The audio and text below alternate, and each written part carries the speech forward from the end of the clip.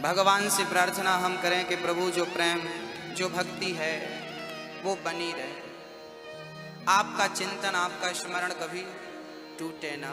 हे प्रभु मैं आपको कभी, बोलो, हे प्रभु मैं आपको कभी भूलूं नहीं। हमेशा भगवान से एक छोटी सी हमें प्रार्थना रोज करनी चाहिए भगवान के चरणों में, हे प्रभु मैं आपको कभी भूलूं नहीं। भगवान का स्वभाव कितना अच्छा है। हमारे ठाकुर जी के बारे में जो जानते हैं वो जानते ही होंगे, भगवान का स्वभाव कितना सुंदर है। एक दिन भगवान गाय चरा रहे थे। भगवान के मित्रों में एक मित्र था, बड़ा गरीब था। सारे ब्रजवासी जब बछड़े और गैया चराने आते ना तो अपने अपने घर से कुछ लेकर आते। कोई रोटी लाता, कोई हलवा लाता। सबकी माँ बांध देती थी कि बेटा तुम्हें रास्ते पे भूख लगेगी तो खा लेना। भगवान के मित्रों में एक मित्र था, बहुत गरीब था। नाम था मधु मंगल। जब मंगल ने देखा कि मेरे सारे सखा कृष्ण को बीच में बिठाकर अपने हाथ से कुछ ना कुछ खिला रहे हैं, तब उसकी आंखों से पानी गिरने लगा, रोने लगा और कहने लगा, विधाता मैंने कौन सा अपराध किया था? मुझे भी तूने रोटी दी होती तो मैं अपने मित्र को आज भोग लगाता, पर मैं इतना गरीब हूं कि मेरे घर रोज रोज रोटी नहीं बनती, रोज रोज चूल्हा नहीं जलता। वो अपने मन में सोच रहा था, पर मन की बात गोविंद से छिपती कहाँ है। भगवान सबके बीच में खाते हुए मंगल के मनोभाव को समझ गए और भगवान ने सबकी प्रसादी छोड़कर मंगल के पास चले आए। मंगल पास में बैठ गए। मंगल देख, सबने मुझे खिलाया, क्या तू नहीं खिलाएगा? मंगल रोने लगा, कन्हैया मैं कुछ लाया होता तो मैं आपसे दूर क्यों बैठता, मैं आपको खिलाता। भगवान बोले तो अभी कुछ बिगड़ा थोड़ी है, जा जल्दी से मेरे लिए कुछ लेकर आ। बड़ा प्रसन्न हुआ कि चलो मेरे भगवान ने मुझे मौका दिया। दौड़ कर गया, माँ माँ माँ माँ, आज कन्हैया ने मुझसे खाने को कुछ मांगा है, बोल क्या बनाया है आज तूने? माँ ने कहा, बेटा हम गरीब लोग हैं, हमारे घर रोज रोज चूल्हा नहीं जलता, आज कुछ नहीं बना, तुझे भूख लगी है तो मैं अपना दूध पिलाती हूँ। मंगल बोला, माँ मुझे भूख लगी होती तो मैं वहीं घास पत्ते खाकर पेट भर लेता। कन्हैया ने कुछ मांगा है माँ। माँ ने कहा, बेटा परसों कढ़ी बनी थी, ये कढ़ी तो ले जा, अपने मित्र को अपने कृष्ण को जरूर खिलाना, वो प्रेम का भाव का भूखा है, खाएगा जरूर। माँ ने कढ़ी भरी थी, बनाई थी 2 दिन पहले, वो कढ़ी मिट्टी के पात्र में भरकर माँ ने दी। मंगल हाथ में कढ़ी लेकर चल पड़ा। रास्ते भर सोचता गया कि ये बासी कढ़ी कन्हैया खाएगा, कहीं बीमार ना पड़ जाए। यमुना के किनारे पहुंचकर निर्णय लिया कि अब बीमार पड़ूं तो मैं, मरूं तो मैं, मेरे कन्हैया को कुछ होना नहीं चाहिए। स्वयं मंगल वो कढ़ी गट गट गट गट गट गट करके पीने लगा। कन्हैया दौड़े दौड़े आए, मंगल मेरे लिए लाया, खुद डकार गया। दौड़कर भगवान ने देखा, मंगल के हाथ से कढ़ी छीनी, तब तक मंगल ने सारी कढ़ी पी ली, जो बची यमुना में फेंक दी। पर जल्दी जल्दी पी थी तो मुंह पे कढ़ी भरी थी, मुंह फूला था। भगवान ने कहा, पूरी तैने चट कर ली, पर तेरे मुंह पे जो है उसे मत ग्रहण करना। भगवान ने अपना मुंह मंगल के मुंह पे लगाया और मंगल के गालों में एक ठोकर लगाई। मंगल के अंदर की कढ़ी भगवान के अंदर आ गई, भगवान ने भोग लगा लिया। कभी कभी आप प्रश्न करते हैं कि भगवान को क्या खिलाएं, क्या भोग लगाएं। भगवान आपके मेवा मिष्ठान का भूखा नहीं है। आप ताजी रोटी भी मत खिलाया करो, बासी रोटी कल की खिलाया करो और नमक के साथ खिलाया करो। लेकिन मेरी माँ, बासी रोटी भी तब अच्छी लगती है जब कोई प्रेम से खिलाए। और 56 भोग भी अच्छे नहीं लगते अगर कोई अहंकार से खिलाए, है ना।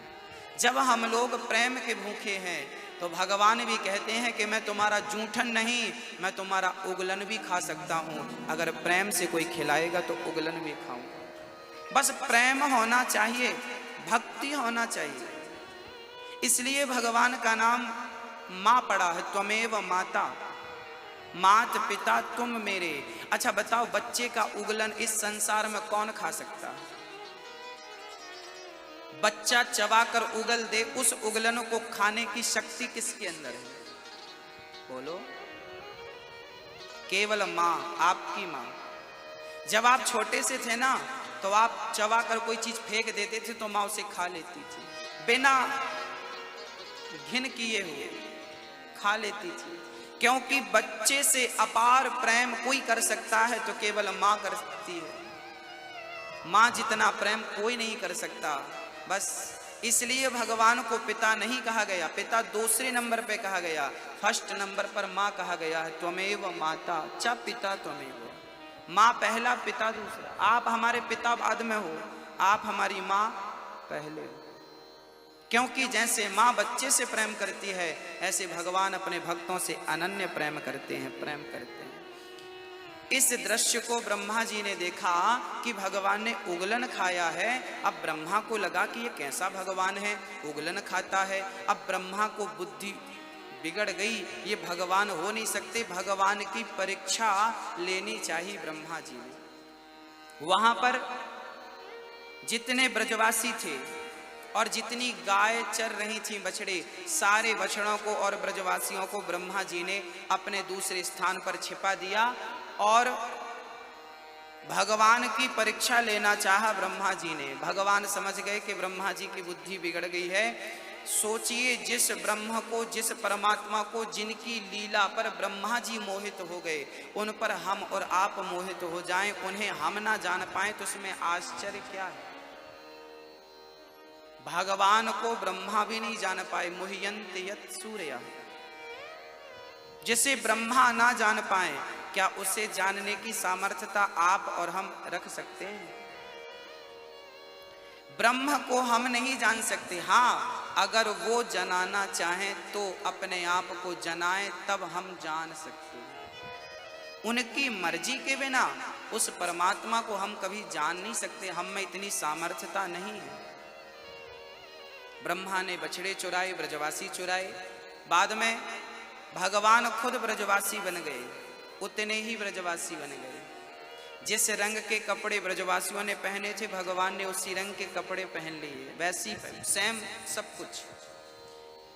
भागवत में लिखा है कि 1 वर्ष तक ये लीला चलती रही। वृंदावन में जितने बछड़े थे सारे बछड़े कृष्ण ही बने थे, जितने ग्वालवाल थे सारे ग्वालवाल कृष्ण ही बने थे। क्योंकि जब माँ यशोदा कृष्ण को दूध पिलाती थी तो सखियां मन में विचार करती थी, क्या कभी कृष्ण हमारा पुत्र बनकर हमारा दूध पिएगा? जब माँ यशोदा कन्हैया को दूध पिलाती थी तो कभी आंगन में बैठकर दूध पिलाती थी, तो गाय वहां पर रहा करती थी, तो गाय देखा करती थी और गाय भी मन में कामना किया करती थी, क्या कभी कृष्ण हमारा इस प्रकार दूध पिएंगे? तो आज हर गोपी की और हर गाय की इच्छा पूरी करने के लिए भगवान उतने बछड़े बन गए, उतने ब्रजवासी बन गए, और भगवान ही आज सबके पुत्र के रूप में सबका दूध पी रहे हैं, सबके घर खेल रहे हैं। हर बच्चा आज कौन बना है? कृष्ण। हर बछड़ा कौन बना है? कृष्ण बछड़े बन गए।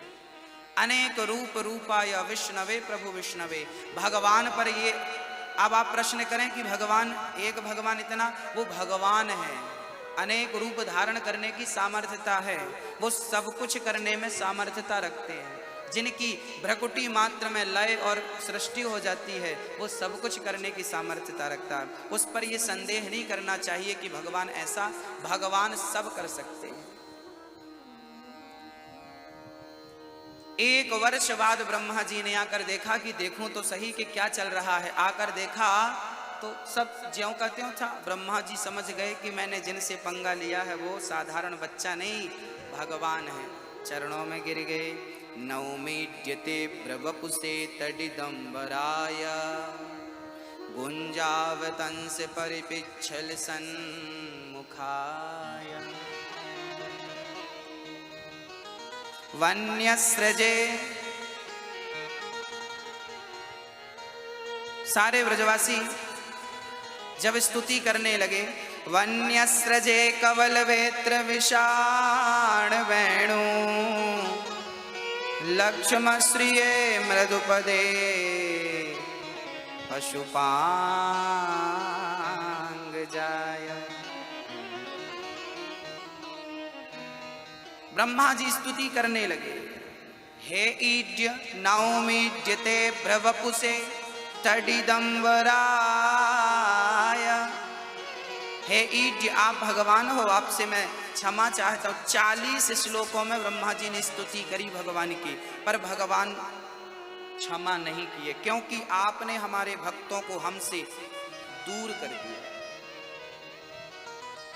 जब ब्रह्मा जी ने राधा जी का विवाह श्री कृष्ण से कराया, अब आप लोग कभी कभी प्रश्न करते होंगे कि कृष्ण ने राधा से प्रेम किया तो फिर विवाह क्यों नहीं किया, शादी क्यों नहीं की? तो राधा जी ने श्री कृष्ण से विवाह किया है। किसने कराया है? ब्रह्मा जी ने कराया। कहाँ कराया? अभी हम व्रत 84 कोष की परिक्रमा लगा रहे थे तो इस स्थान का हमने दर्शन किया और भक्तों को भी दर्शन कराया। उसे कहते हैं भांडीव वन। क्या नाम है? भांडीव वन। वहां पर उस जमाने का आज भी एक वट वृक्ष है, जिस वृक्ष के नीचे आज भी प्राकृतिक मंडप बना हुआ है। आज भी 5000 साढ़े 5000 वर्ष पुराना वो वृक्ष है और आज भी वहां पर मंडप बना है। वट वृक्ष के द्वारा ही मंडप बनाया, ना मैंने ना आपने। उस स्थान पर ब्रह्मा जी ने राधा जी से कृष्ण का विवाह किया था। कहाँ लिखा है? गर्गाचार्य जी ने गर्ग संहिता में लिखा। तब भगवान ने ब्रह्मा जी को क्षमा किया। एक बार काली अनांग पूरी यमुना की जल को दूषित कर रहा था, तभी भगवान श्री कृष्ण जाते हैं और काली अनांग के तट पर गेंद का खेल खेलते हैं। गेंद खेल खेल में यमुना पे गिरी, खेलत गेंद गिरी यमुना पे। गेंद गिरी, सारे ब्रजवासी कहवे लगे, लाला मोको तो मेरी गेंद चाहिए। कन्हैया बोले ठीक है अभी लाता हूँ। धड़ाम से कदम पर चढ़कर छलांग लगाई और काली दह पर कूदे। काली अनांग की पत्नियां चिल्लाने लगी, बालक बड़े सुंदर हो, चले जाओ, मेरे पति बड़े खतरनाक हैं, यहाँ से भाग जाओ, नहीं तो वो आपको छोड़ेंगे नहीं। भगवान बोले देखते हैं कैसे हैं तुम्हारे पति। काली अनांग बड़ा अहंकारी था, उसे अपने बल का बड़ा अहंकार था और भगवान को पूंछ से अपनी कस लिया, पकड़ लिया, कस लिया। भगवान ने जो शरीर फुलाया, काली अनांग की नस नस ढीली पड़ गई। छलांग लगा के सिर पर चढ़ गए। 101 फण थे काली अनांग के। जिस फण को नहीं झुकाता उस पर पाद प्रहार करते तो वो फण टूट जाता। हाँ, काली अनांग चरणों में आकर गिरने लगा। तच्चित्र तांडव विरुण्ण फणात पत्र्यो। चरणों में गिर के, हे प्रभु मेरी रक्षा करो, मुझे क्षमा करो, हे प्रभु मैं आपकी शरण में हूं। भगवान बोले ठीक है। ताता थैया करते हुए भगवान ऊपर आ गए। तांडव गति मुंडन पर नाचत गिरधारी।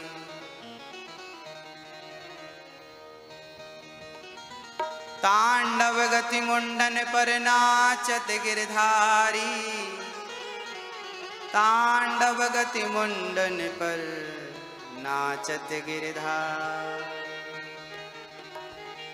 आज भगवान नृत्य करने लगे, तांडव। चरणों में गिर पड़ा काली अनांग, प्रभु क्षमा करना, प्रभु क्षमा करना। भगवान बोले तुम जल्दी से रमण द्वीप चले जाओ।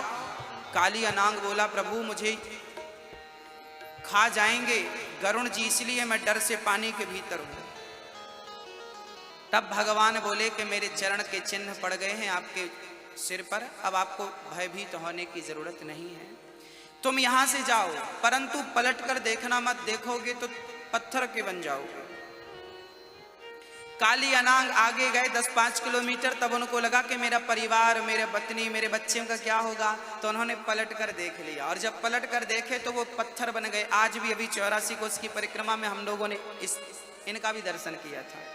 वो पत्थर बन गए काली अनांग। आज भी वो वृंदावन की पवित्र धरा पर काली अनांग पत्थर बन करके खड़े हैं। वही काली अनांग जब मुगलों का शासन था तो उस पत्थर को तोड़ना चाहा था मुगलों ने, पर टूटा नहीं था। भगवान ने काली अनांग पर कृपा की। माँ यशोदा तो घबरा गई थी कि छोरा को का भयो। मैया को दर्शन देकर भगवान ने गिरिराज का पूजन कराया है। कल आपने चर्चा सुनी, भगवान ने गोवर्धन की पूजा की, इंद्र की पूजा बंद कराई। जो गलत परंपराएं हैं, पुरानी परंपराएं हैं, अर्थात जो गलत है, उन परंपराओं को नंद बाबा किसकी पूजा करते थे? इंद्र की पूजा करते थे। भगवान ने इंद्र की पूजा बंद करा के गोवर्धन की पूजा स्टार्ट कराई। जो परंपराएं गलत हैं, जो गलत है उन्हें बंद करिए। कई घरों में बलि चढ़ाने का विधान माना जाता है। हमारे परंपरा में लोग कहते हैं हमारे घर पे तो बकरे की बलि चढ़ती है, बलि चढ़ती है। कोई देवी और देवता बलि नहीं मांगते, आप जबरदस्ती देवताओं को बदनाम करते हैं। एक सज्जन से हमने पूछा, भाई साहब आप बलि क्यों चढ़ाते हैं? बोले महाराज जी हमारी देवी खुश होती है। हमने कहा मूक प्राणी की बलि चढ़ाने से अगर खुश होती है तो सोचो तुम अपनी गर्दन चढ़ा दोगे तो और कितनी खुश हो जाएगी तुम्हारी देवी। चढ़ाना ही है तो अपना बलिदान दो ना भैया, अपना एक अंगूठा काट के चढ़ा दो, एक उंगली काट के चढ़ा दो, और ज्यादा है तो घर में जितने बूढ़े लोग हैं उनको मार मार के चढ़ाओ। हाँ, बकरियों को खा लेते हो तो अपने दादाजी को भी मार के खा लो, और जल्दी देवी देवता प्रसन्न हो जाएंगे।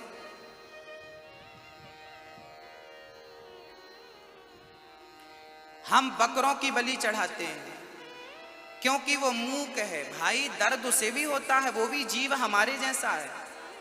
किसी को मारना सही नहीं है, और धर्म के नाम पर भगवान के सामने तुम हत्या कर रहे हो, उसका पाप तो कई गुना मिलने वाला है आपको। जबरदस्ती अपने मन से मत बनाइए कुछ चीजें। हुआ क्या था, बकरे की बलि क्यों चढ़ाई जाती है, इसके पीछे कारण है। हुआ क्या था कि उस टाइम पे ना जब लोग शिक्षित नहीं थे तो देवी देवताओं के नाम पे क्या है, पहले जंगल में ना देवियां हुआ करती थी। पहले जंगली लोग हुआ करते थे, भील आदि इत्यादि, है ना। हम लोग भी पहले, हमारे बाप दादे जब घर मकान नहीं हुआ करते तो लोग अक्सर जंगल में रहा करते थे। उस जमाने में अन्न नहीं हुआ करता था, फसल नहीं हुआ करती थी ना भाई, दाल चावल गेहूं। आज छत्तीसगढ़ में धान होती है, धान का कटोरा कहते हैं, बट आज होती है ना धान। आज के 1000 साल पहले थोड़ी इतनी धान होती थी, क्योंकि सिंचित नहीं था ना, व्यवस्थाएं नहीं थी। तो पहले के लोग जंगल में घास की कुटिया बना के रहा करते थे। उस जमाने पे उन्हें खाना क्या होता था, वो जंगली जानवरों का शिकार करते थे और उन्हें भूंज करके खाते थे। सारे लोग खाते थे। कुछ संत थे, अच्छे लोग थे, वो फल फूल खाते थे, मांस नहीं खाते थे। फिर हम शिक्षित हुए, थोड़ा सा एडवांस हुआ, खेतीबाड़ी होने लगी तो लोग शिक्षित होने लगे। अब मांस नहीं खाते हैं, अब दाल चावल रोटी सब्जी खाते हैं।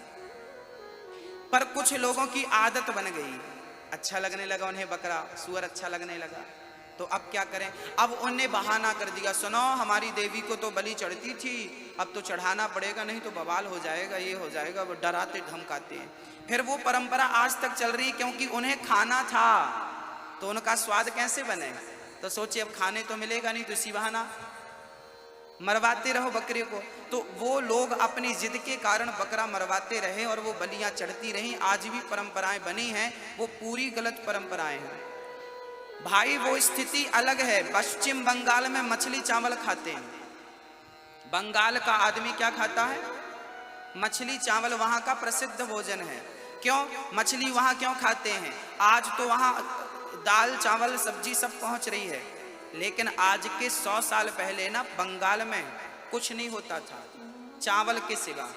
अब चावल तो था तो चावल सूखा खाएंगे नहीं, पास में समुद्र था, तो वहाँ के लोगों को मजबूरी में मछली खानी पड़ती थी। वहाँ तो नवरात्रि में देवी को भी मछली का भोग लगता है। वहाँ जब किसी लड़की का विवाह होता है ना, तो एक बहुत बड़ी मछली लाई जाती है और वहाँ मछली रखी जाती है और मछली जब तक ना खाएं तब तक वहां के विवाह संपन्न नहीं होते। बंगाल की आज भी प्राचीन परंपराएं हैं। चूंकि वो स्थिति थी, वहां पर कुछ था नहीं, संभव नहीं था, इसलिए वो मछली खाते थे। बोलो भाई, हाँ या ना? अब आपके पास ऑप्शन ना हो कुछ, एक आदमी के सामने दूध रखा है और शराब रखी है, क्या पीना पसंद करेंगे? दूध। दाल चावल सब्जी रोटी 56 भोग रखा है और दूसरी तरफ मांस रखा है, क्या खाना पसंद करेंगे? यदि रोटी भोजन ना हो और मांस ही हो तो मांस ही खाना पड़ेगा, ऑप्शन नहीं है ना। पर आपके पास ऑप्शन है या नहीं, मैं केवल इतना पूछ रहा हूं। मांस के सिवा आपके पास ऑप्शन है कि नहीं? है ना, तो हमें मांस नहीं खाना चाहिए। और वैसे मांस खाने के लिए भगवान ने जो मांस, एक शाकाहारी जानवर होता है, एक मांसाहारी जानवर होता है। शाकाहारी जानवर जो होता है ना, वो गाय होती है, भैंस होती है, बकरी होती है, वो मुंह से पानी पीते हैं। और मांसाहारी जानवर कुत्ता बिल्ली आदि इत्यादि, ये जिह्वा से चाट चाट के पानी पीते हैं। शाकाहारी जानवर और मांसाहारी जानवर में बड़ा अंतर होता है। शाकाहारी जानवर के कैनाइन दांत नहीं होते, मांसाहारी जानवर के कैनाइन दांत होते हैं, किनारे पे ऐसे दांत बड़े बड़े। आप ई करो, है कि नहीं आपका? आपके कैनाइन दांत हैं? अच्छा, ये कह रही हैं हमारे हैं। सबके नहीं होते, आपके ही हैं, बस आप कह रही हो। कैनाइन दांत मांसाहारी जानवर के पाए जाते हैं। कैनाइन दांत जैसे कुत्ते के दांत होते हैं, बड़े पहने पहने, उन्हें कैनाइन दांत कहते हैं विज्ञान की भाषा में, हम लोगों को पढ़ाया गया है ना भैया? कैनाइन दांत किनके होते हैं? कुत्ते के होते हैं, बिल्ली के होते हैं। जो मांसाहारी शेर के, चीता के कैनाइन दांत होते हैं। हम लोगों के कैनाइन दांत नहीं होते, क्योंकि हमें कैनाइन दांत उनके होते हैं जो मांस खाते हैं, क्योंकि उन्हें मांस फाड़ना पड़ता है मुंह से। पर हम लोग मांसाहारी नहीं है। गाय के कैनाइन दांत नहीं होते, बकरी के कैनाइन दांत नहीं होते। होते बकरी के क्या पहने पहने दांत होते हैं? नहीं होते ना, क्योंकि वो शाकाहारी है, वो पत्ता पत्ती खाती है। गाय चारा भूसा खाती है, मांस नहीं खाती। अच्छा, गाय को आप मछली डालेंगे, खाएगी क्या? हाँ या ना? नहीं।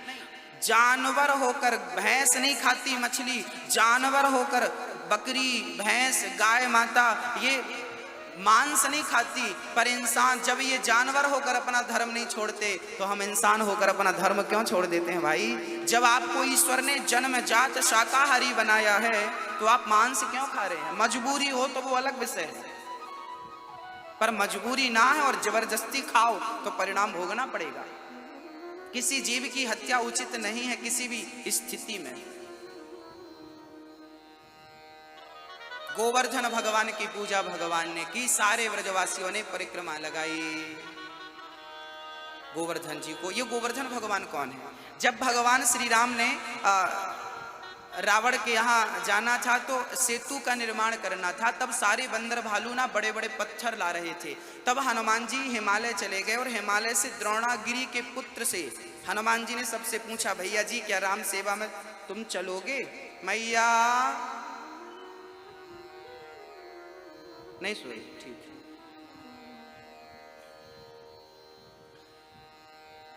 राम सेवा में आप चलोगे? तो द्रोणागिरी ने मना कर दिया। द्रोणागिरी के पुत्र गोवर्धन से पूछा गया, आप राम जी की सेवा में चलोगे? बड़ा सेतु बन रहा है, वहां आपको रहना है। तो गोवर्धन ने कहा कि मुझे राम की सेवा में अगर ले चल रहे हो तो मैं चलने को तैयार हूं। ठीक है। तब हनुमान जी ने गोवर्धन को हाथ पे लिया और राम सेतु के लिए गोवर्धन को लेकर चले। द्रोणागिरी के पुत्र का नाम था गोवर्धन, लेकर चले। जब हनुमान जी वृंदावन पहुंचे तो वहां से खबर आई कि भाई सेतु का निर्माण पूरा हो गया है। जो जहां पर पत्थर लिए खड़ा है, राम सेतु कितने दिन में बना था? 5 दिन में बन गया था। जो बंदर जहां पर सेतु लिए खड़ा है, वो जहां पर पत्थर लिए खड़ा है वहीं रख दे। अब हनुमान जी को सूचना मिली तो हनुमान जी रखने लगे। गोवर्धन रोने लगा, प्रभु आपने तो हमें अपने परिवार से भी दूर कर दिया और राम की सेवा में भी हम काम ना आ सके, हम पर कृपा करो, हमें बीच रास्ते पे मत छोड़ो।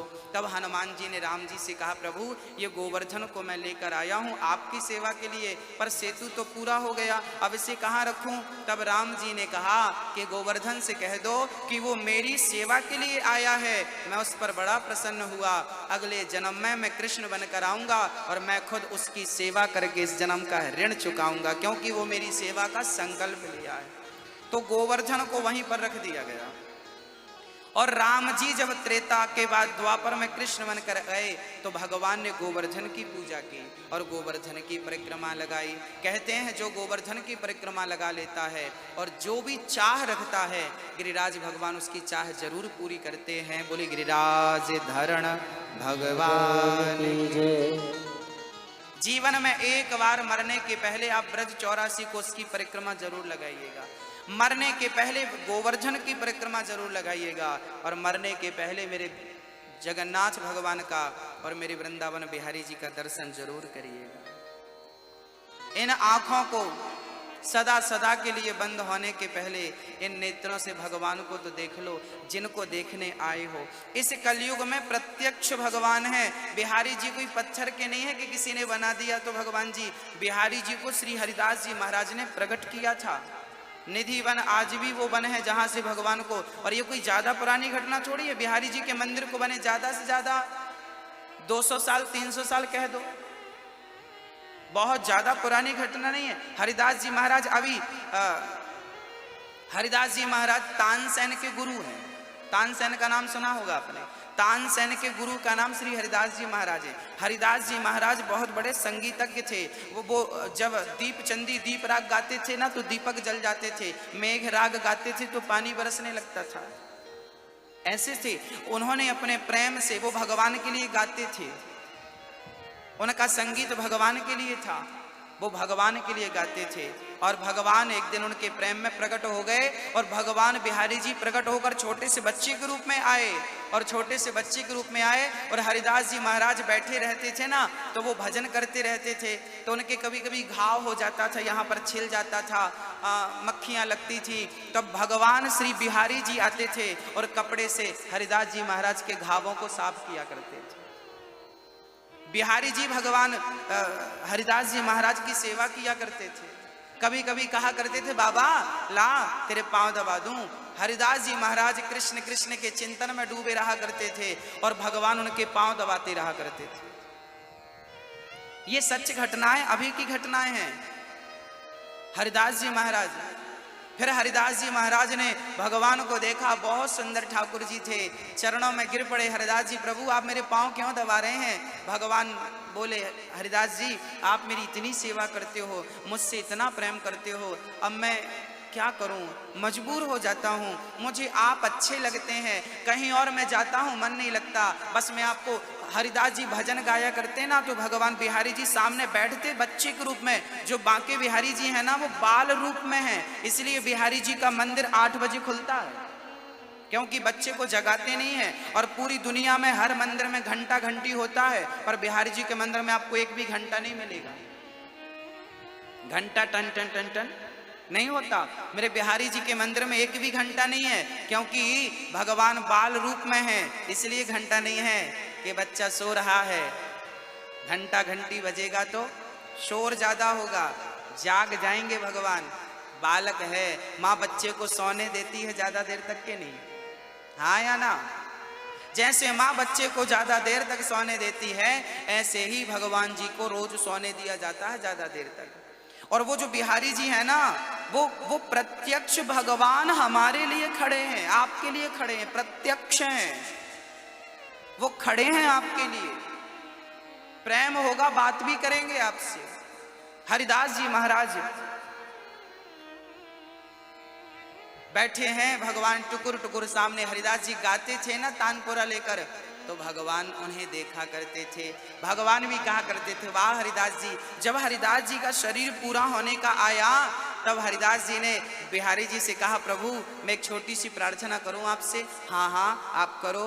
तब हरिदास जी ने कहा प्रभु मैंने तो आपका दर्शन कर लिया, पर ये कलयुग में बहुत सारे लोग होंगे जो घर गृहस्थी में उलझे होंगे, जिनसे पाप भी होता होगा। हे प्रभु इन लोगों को आप दर्शन दें तो इनका भी कल्याण हो। क्योंकि बहुत सारे लोग पतित हो रहे हैं। भगवान बोले तो आपकी मर्जी क्या है? तब हरिदास जी ने कहा, प्रभु आप इन भक्तों के लिए कलयुग में दर्शन देने के लिए इसी रूप में आप यहाँ पर रहें। तब भगवान मान गए और हरिदास जी महाराज ने बिहारी जी को पहले तो निधिवन में रखा, निधिवन में रखा, निधिवन में पूजा आरती की। फिर हरिदास जी महाराज के लिए वृंदावन में जो बिहारी जी का मंदिर है वो बनवाया गया। और हरिदास जी के भाई थे, उनके भाइयों ने बिहारी जी की पूजा स्टार्ट की। आज भी उन्हीं का वंश बिहारी जी की पूजा करता है, जिन्हें गोसाई कहते हैं। आज भी बिहारी जी का मंदिर, जैसे आपके यहां भी बिहारी जी का दर्शन है, हाँ, बड़ा अद्भुत चरित्र है भक्तों। भगवान की क्या क्या कथाएं कहूं। गिरिराज ब्रज 84 कोस में प्रत्यक्ष भगवान बसते हैं। जरूर बिहारी जी का दर्शन करिए, जरूर जगन्नाथ भगवान का दर्शन करिए, जरूर द्वारिकाधीश का दर्शन करिए। समय निकाल कर गोविंद को हृदय में बसाया करो। और हरिदास जी कौन सी पूजा करते थे पता है? मानसिक पूजा करते थे। हरिदास जी महाराज मानसिक पूजा करते थे। आप लोग जानते हैं मानसिक पूजा किसे कहते हैं? मैया आप जानती हो? आप जानते हो? आओ मैं आपको आज मानसिक पूजा कराता हूं। जरा सभी लोग अपनी रीढ़ की हड्डी सीधी कर लो, पालथी मार के बैठो बढ़िया, बिल्कुल आराम से और बिल्कुल शांत चित्त से। जैसा जैसा मैं कहता जाऊं वैसी वैसी आपको कल्पना करनी है। क्या करनी है? कल्पना, वैसा भाव बनाना है। आप भूल जाइए कि मैं भाटापारा में बैठा हूं, भूल जाइए कि मैं यहां हूं, भूल जाइए कि मैं कुछ हूं, कोई हूं। मैं जैसा जैसा कहता जाऊं, जिस दुनिया में मैं आपको ले जाऊं, आप उस दुनिया में मेरे साथ चलिए। मैं आपको अभी ईश्वर से मिलवाता हूं।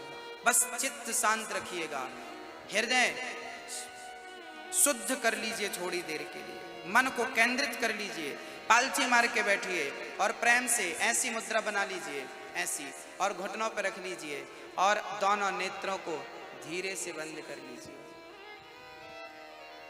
एक भाव बनाइए कि बिहारी जी मेरे सामने खड़े हैं। कल्पना करिए, जिनके मुकुट पर सुंदर सा मोर का पंख लगा हुआ है, जिनके कानों में सुंदर से कुंडल लटक रहे हैं, जिनके गले पे सुंदर सी वैजंती की माला, कमल की माला पड़ी हुई है, जिनके मुस्कान कितनी सुंदर है। ठाकुर जी की मुस्कान जब आपने देखी तो मन गदगद हो गया। उनके कटीले से नेत्र कितने सुंदर हैं। भगवान को आप देख रहे हैं। उनके हाथ में, एक हाथ में बंसी है, उनके एक पांव दूसरे पांव के ऊपर टेढ़ा सा भगवान ने रखा है। बाजू में श्री राधा रानी खड़ी हैं। सुंदर सा दर्शन प्रिया जी का हो रहा है। राधा जी खड़ी हैं, श्याम सुंदर खड़े हैं। अब हम ठाकुर जी के सामने हाथ जोड़कर प्रार्थना कर रहे हैं, हे प्रभु आप ही हमारी माँ हो, आप ही हमारे पिता हो। हे प्रभु मैं संसार के दर दर भटकता हुआ प्राणी हूँ, दर दर की ठोकर खा रहा हूँ। हे प्रभु आज मैं आपकी शरण में आया हूँ, मुझे स्वीकार कर लो। प्रार्थना करिए, सामने ठाकुर जी आपको देख रहे हैं। ऐसी कल्पना करिए कि भगवान आपको देख रहे हैं और आप उन्हें देख रहे हैं। सुंदर सा विग्रह आपके सामने है, आप उन्हें टुकुर टुकुर देख रहे हैं और आप कह रहे हैं, हे प्रभु मैं संसार का दर दर का भटकता हुआ प्राणी आज आपकी शरण में आया हूँ। हे प्रभु मुझे ठुकराइए मत, हे गोविंद मुझे ठुकराइए मत, मुझे अपने चरणों का दास बना लीजिए। हे प्रभु मैं आपकी शरण में हूँ, आप ही हमारी माँ हो, आप ही हमारे पिता हो। हे प्रभु मुझसे ना जाने कितने पाप हो गए हैं, कितने जन्मों का पापी हूँ मैं, कितने अपराध मैंने किए हैं प्रभु, कितना कपट किया है, कितनी निंदा करी है, कितना असत्य बोला है, कितनों का मैंने दिल दुखाया है। हे प्रभु ये मानव का तन देकर आपने मुझे भेजा था कितना अच्छा कर्म करने के लिए। हे प्रभु मेरे से बड़े अपराध हो गए हैं, मुझे क्षमा करो प्रभु, आज मैं आपकी शरण में हूँ। हरि शरणम हरि शरणम। अब भाव बनाओ कि आप ठाकुर जी को बड़ी सुंदर सी कमल के पुष्पों की माला बना रहे हैं और माला बनाकर अपने हाथ से भगवान के गले पे आपने माला पहना दी। अब भाव बनाइए कि आपने ठाकुर जी के गले पे सुंदर सी कमल की माला पहना दी और वो माला इतनी बढ़िया इतनी बड़ी है कि उनके गले से होती हुई उनके चरणों तक पहुंच गई। कितना सुंदर दर्शन हो रहा है। फिर दूसरी माला हमने बनाई और राधा जी के गले पे डाल दी। राधा जी भी कितनी सुंदर लग रही हैं, उनकी बाकी झांकी मन को चुरा रही हैं। सुंदर से स्वरूप का दर्शन हम कर रहे हैं। अब भगवान ने स्वयं कहा कि मुझे बड़ी भूख लगी है, क्या मुझे भोजन नहीं कराओगे? कल्पना करो कि भगवान आपसे कह रहे हैं कि मुझे भूख लगी है, कुछ खिलाओ। जैसे माता शबरी से राम जी ने मांगा, जैसे विदुरानी से भगवान कृष्ण ने मांगा, ऐसे आपसे भगवान मांग रहे हैं कि मुझे कुछ खिलाओ। हमने कहा प्रभु अभी खिलाते हैं। अब हमने बड़े प्रेम से ठाकुर जी के लिए बढ़िया सुंदर से लड्डू बनाए मोतीचूर के और बढ़िया देसी घी डाल करके बढ़िया लड्डू बनाए और लड्डू बनाकर तुलसी का पत्ता डालकर और ठाकुर जी को लड्डू दिए। अब भाव बनाइए कि भगवान हमारे हाथ से लड्डू खा रहे हैं और प्रेम पूर्वक वो हमारी तरफ देखकर कह रहे हैं बड़े स्वादिष्ट लड्डू बनाए हैं आपने, और हम लड्डू का भोग भगवान जी को लगा रहे हैं।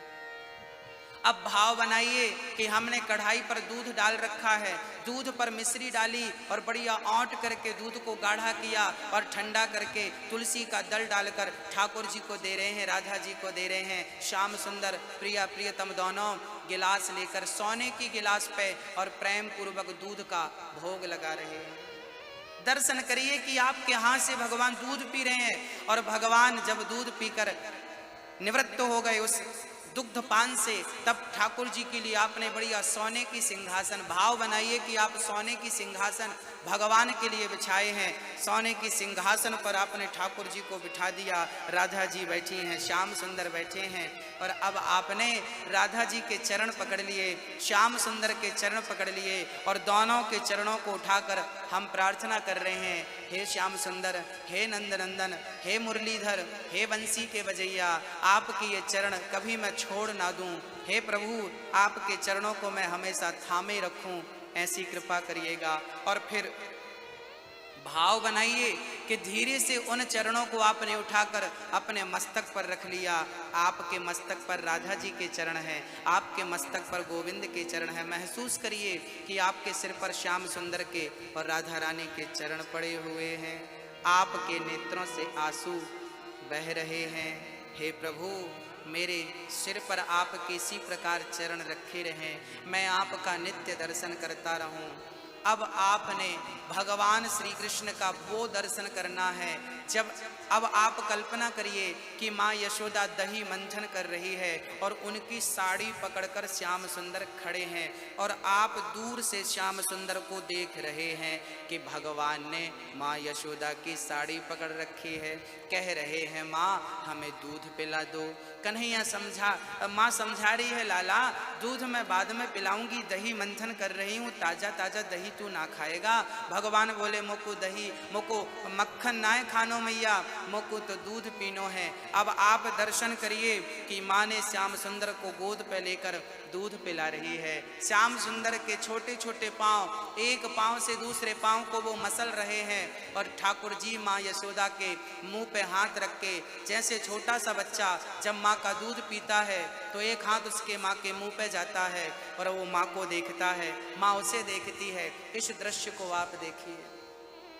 जब भगवान ने गोवर्धन उठाया एक उंगली से, तो आइए दर्शन करते हैं। आप महसूस करिए कि जब भगवान ने गोवर्धन उठाया तब आप भी वहीं पर थे और आपने भी श्याम सुंदर को गोवर्धन उठाए देखा। श्याम सुंदर ने सबको बुलाया, आओ गोवर्धन की तलहटी पर आओ। सारे लोग गोवर्धन की तलहटी पर आ गए और सारे लोग भगवान का दर्शन कर रहे हैं। उसी भीड़ में आप भी कहीं हैं और आप भी नंद नंदन श्याम सुंदर को एक उंगली से उन्होंने गोवर्धन धारण कर रखा है। एक पांव से खड़े हैं, दूसरे पांव को टेढ़ा सा रखा है, दूसरे हाथ से बंसी मुंह पे लगाई और सुंदर सी बांसुरी बजाई। एक हाथ से गोवर्धन धारण कर रखा है। सुंदर सी बाकी झांकी श्याम सुंदर की आप दर्शन करिए। कितना सुंदर भाव है। ठाकुर जी को देखिए, गोवर्धन उठाते हुए देखिए, मटकी चुराते हुए देखिए, मक्खन खाते हुए देखिए, सखियों को तंग करते हुए देखिए, माँ का दूध पीते हुए देखिए, गैया चराते हुए श्याम सुंदर को देखिए, स्नान करते हुए गोविंद को देखिए। भगवान ने जितनी लीलाएं कर रखी हैं उन हर लीलाओं को आप महसूस कीजिए कि आप भी वहां पर सम्मिलित थे। उन लीलाओं के साथ आप भी कहीं ना कहीं दर्शन कर रहे थे, उन लीलाओं के साक्षी आप भी थे।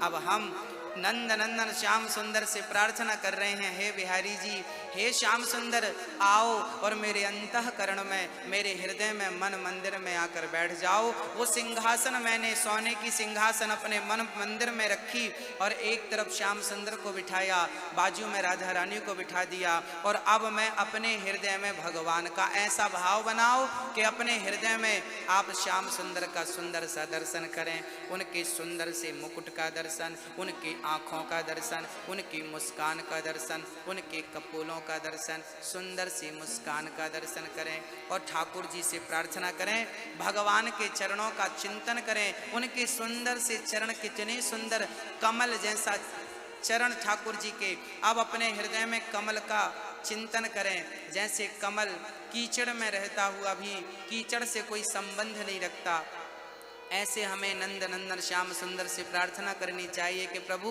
मैं संसार के कीचड़ पे रहूं पर संसार से संबंध ना रखते हुए आपसे संबंध रखूं। वो कीचड़ से संबंध नहीं रखता कमल, इसलिए भगवान के चरणों तक पहुंच जाता है। आप भी अपने आप को कमल के पुष्प जैसा महसूस कीजिए कि प्रभु, मैं ही आपके चरणों का पुष्प हूँ, आपके चरणों में चढ़ा हुआ पुष्प मैं ही हूँ। और प्रार्थना करिए कि हे प्रभु, मैं आपको कभी भूलूं नहीं, हे प्रभु, मैं आपको कभी भूलूं नहीं, हे नंद नंदन, हे श्याम सुंदर, मैं आपको कभी भूलूं नहीं। हे प्रभु, मैं आपकी शरण में हूँ, मेरे अपराधों को क्षमा करो, मुझे अज्ञान से ज्ञान की ओर ले चलो। हरि शरणम, हरि शरणम, हरि शरणम।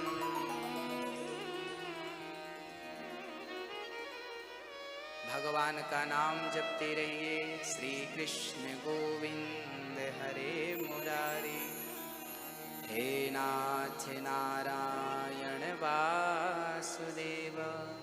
श्री कृष्ण गोविंद हरे मुरारी, हे नाथ नारायण वासुदेव। हर लीला का आप चिंतन करिए, उस लीला को आप महसूस करिए और प्रार्थना करते हुए कहिए, हे प्रभु, मैं आपको कभी भूलूं नहीं। हरिदास जी महाराज एक दिन मानसिक पूजा कर रहे थे,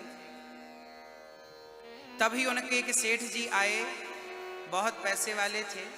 उन्होंने बहुत महंगा सेंट इत्र हरिदास जी को दे दिया। हरिदास जी उस समय मानसिक पूजा कर रहे थे। क्या कर रहे थे मैया जी? मानसिक पूजा कर रहे थे। इत्र दिया गया, हरिदास जी ने इत्र का ढक्कन खोला, पूरा इत्र जमीन पे गिरा दिया। तब तक थोड़ी देर बाद समाधि खुली। चेले ने कहा, गुरुजी, मैंने इतना महंगा इत्र दिया, आपको पूरा आपने जमीन पे गिरा दिया, क्यों? गुरुजी ने कहा, बेटा, मैंने जमीन पे नहीं गिराया, जहां इसे पहुंचाना था मैंने पहुंचा दिया। चेला बोला, मैं समझा नहीं। तब गुरुजी ने कहा, चल मेरे साथ। गुरु ने शिष्य का हाथ पकड़ा और बिहारी जी के मंदिर पे लाए, तो वही इत्र की खुशबू बिहारी जी के मंदिर से निकल रही थी। चेला बोला, गुरुजी, ये मेरा इत्र यहाँ कैसे आया? आपने निधि वन में डाला था, ये बिहारी जी के मंदिर से कैसे आया? तब हरिदास जी ने कहा कि मैंने मानसिक पूजा की थी। मैं उस समय राधा रानी का दर्शन कर रहा था।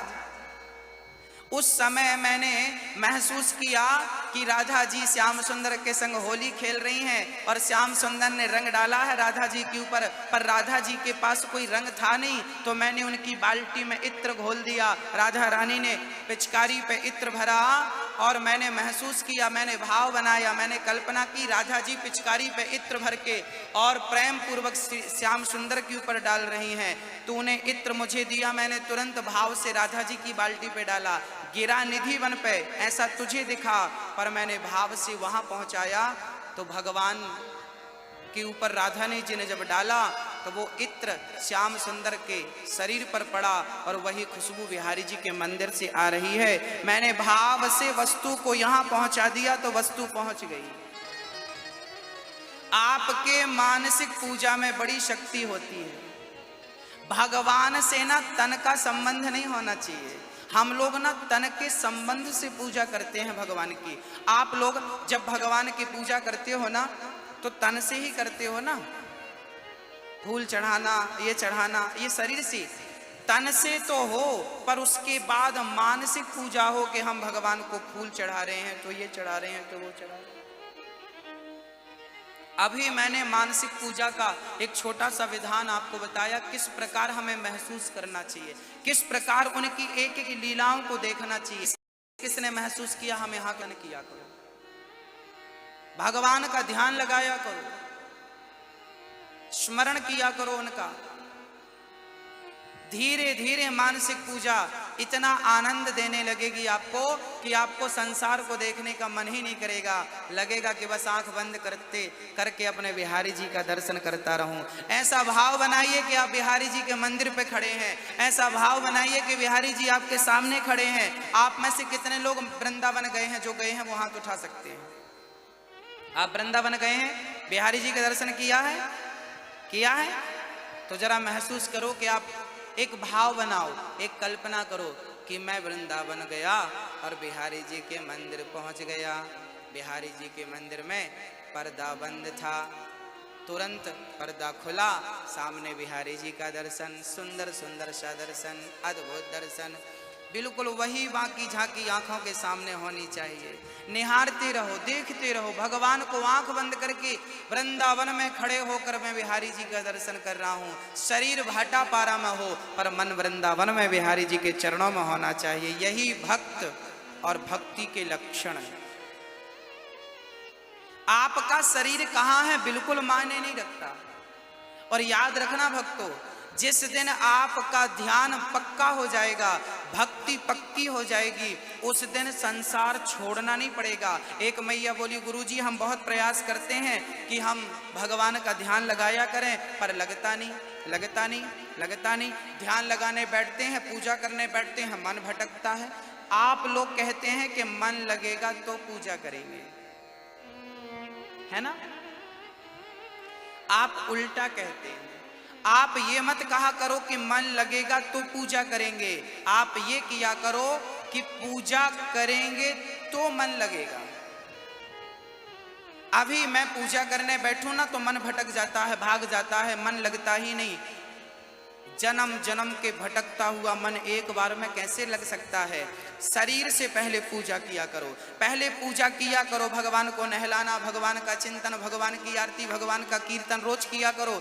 इसके बाद धीरे धीरे मन लगेगा। मन का ऑप्शन खत्म हो जाएगा ना। मन जो है ना वो जड़ होता है।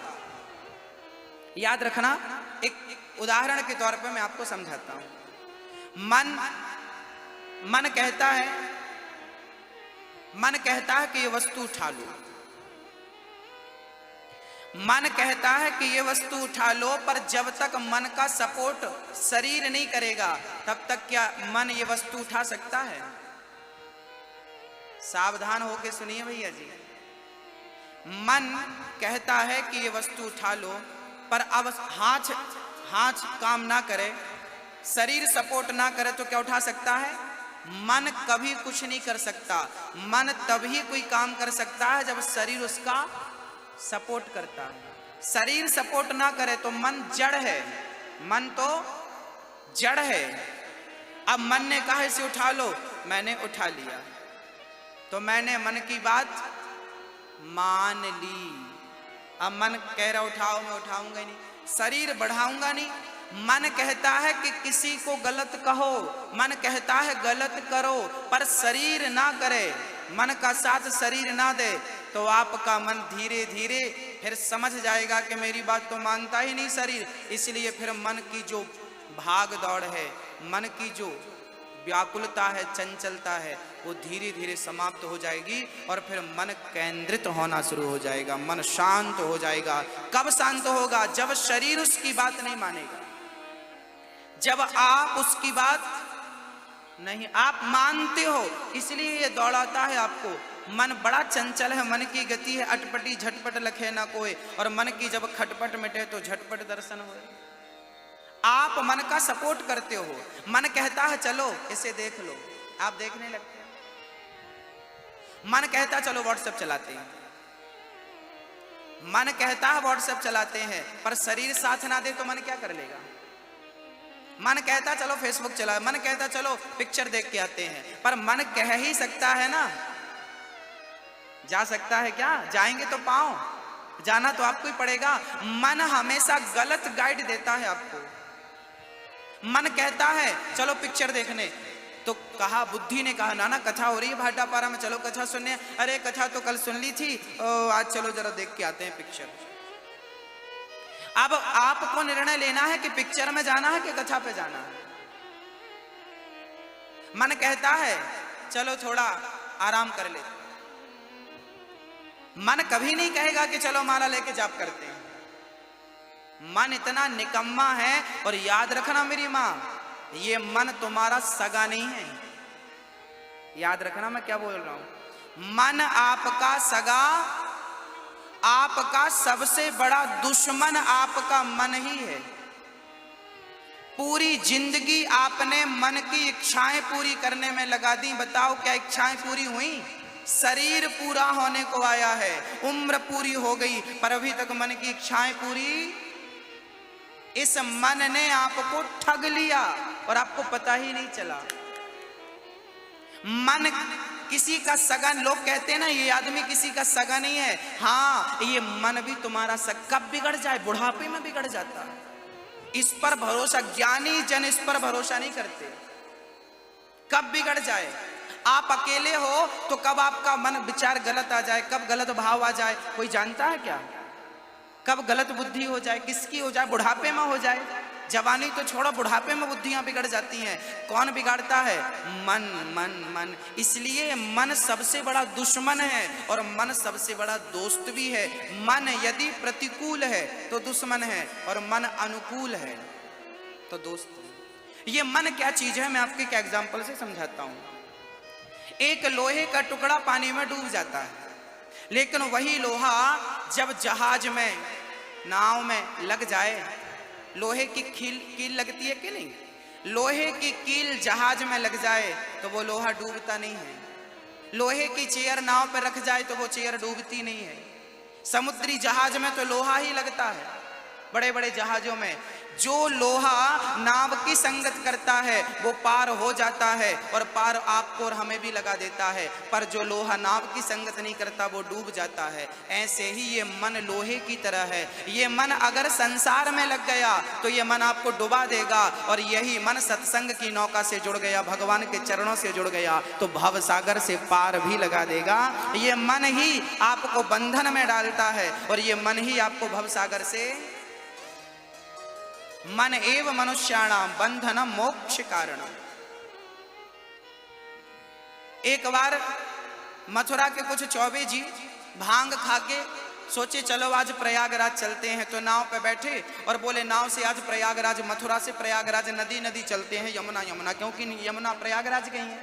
तो नाव रात भर चली। सुबह नाव तो देखा कि भाई लगता हम लोग प्रयागराज पहुंच गए। लोग बोले कि भाई ये प्रयागराज नहीं है, ये मथुरा ही है। अब उनकी भांग वांग उतर गई। उन लोगों ने कहा भाई रात भर हमने नाव चलाई और हमारी नाव प्रयागराज नहीं पहुंची।